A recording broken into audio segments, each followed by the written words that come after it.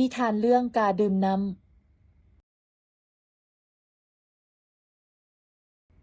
เรื่องกาดื่มน้ำเป็นนิทานสอนใจเรื่องหนึ่งเว้าถึงกาตัวหนึ่งที่ใช้ปัญญาของตนเองจนสามารถเฮ็ดสิ่งที่เบิ่งว่ายากที่สุดให้ง่ายขึ้นได้นิทานเรื่องนี้แม่นสอนให้เฮารู้ว่าเมื่อพบกับปัญหาหรือความยุ่งยากอย่าปละลืออย่างนี้ต้องรู้จักนำใช้สิ่งของที่อยู่อ้อมข้างตนมาช่วยตนเองเสริมขยายสติปัญญาของตนมีจิตใจกล้าบุกทะลุถ้าบ่ทันบรรลุเป้าหมายได้เทื่อก็อย่าปละเป้าหมายพยายามต่อไปเทื่อแล้วเทื่อเล่าก็จะเห็นแสงสว่างของไสสนะ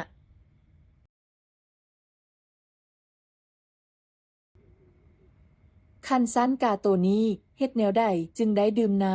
ำต่อไปครูจะเล่าสู่ฟังละเอียดเลยในฤดูร้อนปีหนึ่งอากาศร้อนอบอ้าวหลายมื้อผ่านไปก็บ่มีฝนตกลงมาจักเม็ดแสงตาเว้นร้อนส่องใส่พื้นดินจนแห้งแตกเหิบแม่น้ำน้อยและบึงน้อยก็ล้วนแต่เหือดแห้งหมดประชาชนก็จำเป็นต้องตักน้ำจากน้ำสร้างมาดื่มมากินแทน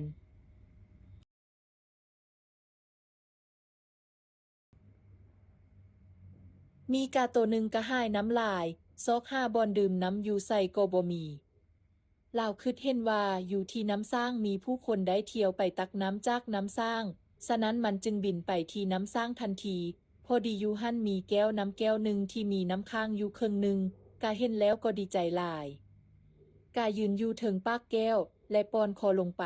หวังดื่มน้ำให้ดับกระหาย แต่ว่าน้ำในแก้วนี้มันน้อยโพดปากแก้วก็น้อยทางคอแก้วก็ลึกอีกบ่ว่าจะปอนคอลงไปแนวใดกะก็บ่สามารถดื่มน้ำได้โอ้ยสิเฮ็ดแนวใดเนาะจึงสิได้ดื่มน้ำกะคิดว่าถ้าหากบินต่ำแหงจนเฮ็ดให้แก้วน้ำล้มลงก็คือสิได้ดื่มน้ำ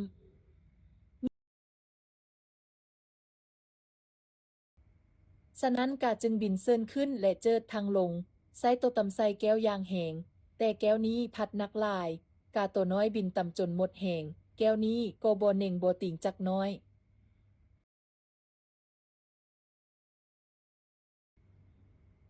กาใจหายหลายก็เลยซ้ายปักไปจิกเอาก้อนหินมาแล้วกวางใส่แก้วนั้นอย่างแหงหวังให้แก้วนั้นแตกแล้วสิได้ดื่มน้ำแต่บังเอิญก้อนหินที่แกวงใส่นั้นได้ตกเข้าไปในแก้วน้ำพอดี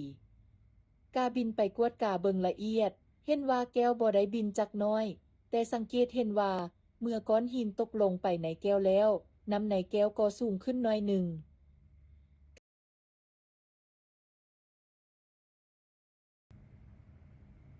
โอ้ฮู้วิธีแล้วค่อยจะได้ดื่มนำแล้วกาตัวนี้ทั้งดีใจทั้งห้องขึ้นพวกล้านว่าเหล่าจะเฮ็ดหยังต่อแม่นแล้วเหล่าได้จิกเอาก้อนหินเทือละก้อนเทือละก้อนปอนเข้าในแก้วด้วยความอดทนพยายามเมื่อก้อนหินตกลงไปหลายก้อนน้ำในแก้วก็ค่อยสูงขึ้นตามสุดท้ายน้ำในแก้วก็ได้สูงขึ้นเพียงปากแก้วบัดนี้เหล่าเต้นขึ้นยืนขอบปากแก้วแล้วก้มดื่มน้ำอย่างสบายใจ เรารู้สึกว่าน้ำนี้หอมหวานหลายดับกระหายคลายร้อนได้ดีแท้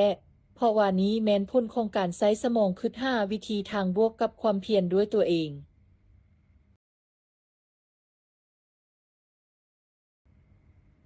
เรื่องการดื่มน้ำที่ได้เล่ามานี้เพื่อสิทธิสอนพวกเด็กน้อยให้มันใช้สมองเลื่อยในเวลาพบพอความยุ่งยากเมื่อเฮ็ดแนวนี้แล้วเรื่องยากใดหนึ่งก็สามารถแก้ไขได้